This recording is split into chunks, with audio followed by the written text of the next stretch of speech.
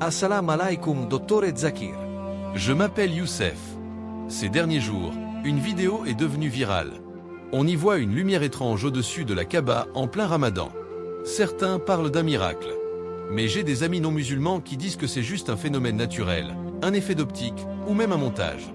Ils disent « Pourquoi les musulmans voient toujours des miracles partout ?» Honnêtement, docteur Akir, je veux croire. Mais comment distinguer un vrai signe d'Allah d'une simple coïncidence?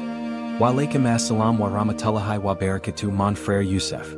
C'est une question très importante que le frère a posée.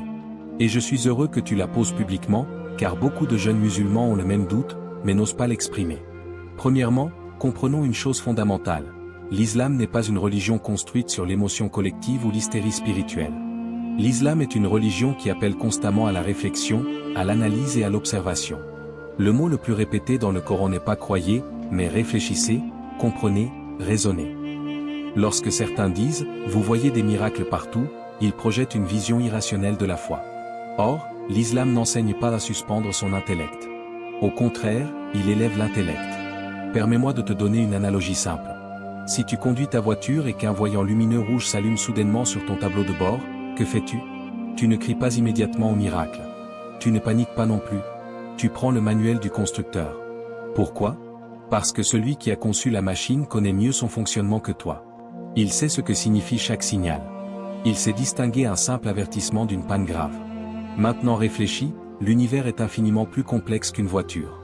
Les lois physiques, les galaxies, la lumière, la gravité, le mouvement des astres. Crois-tu que tout cela fonctionne sans système? Sans ordre? Sans hauteur? Allah est le créateur de l'univers.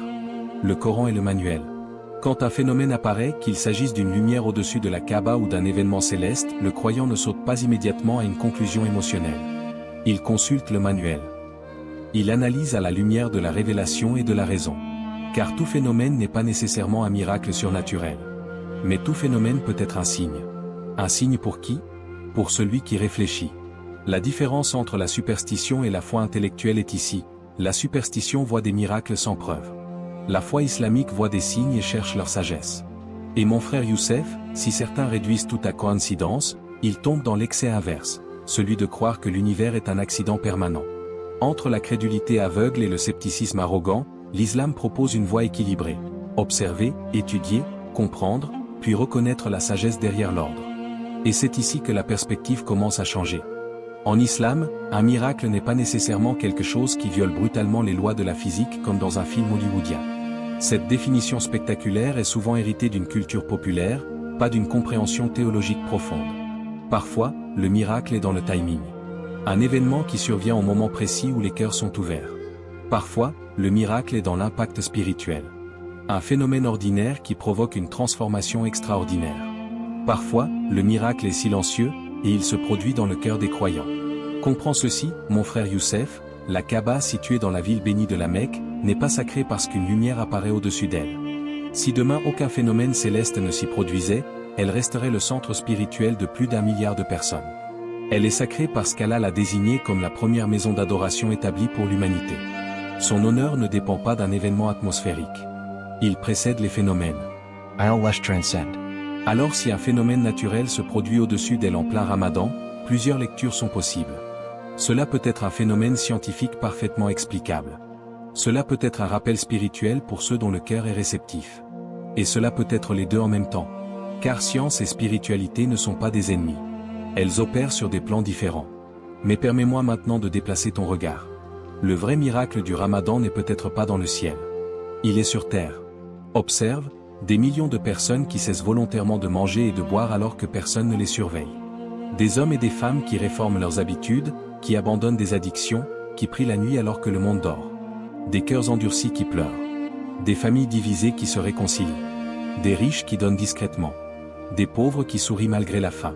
Montre-moi un autre événement annuel capable de synchroniser moralement, émotionnellement et spirituellement plus d'1 milliard d'individus à travers les continents, les langues et les cultures.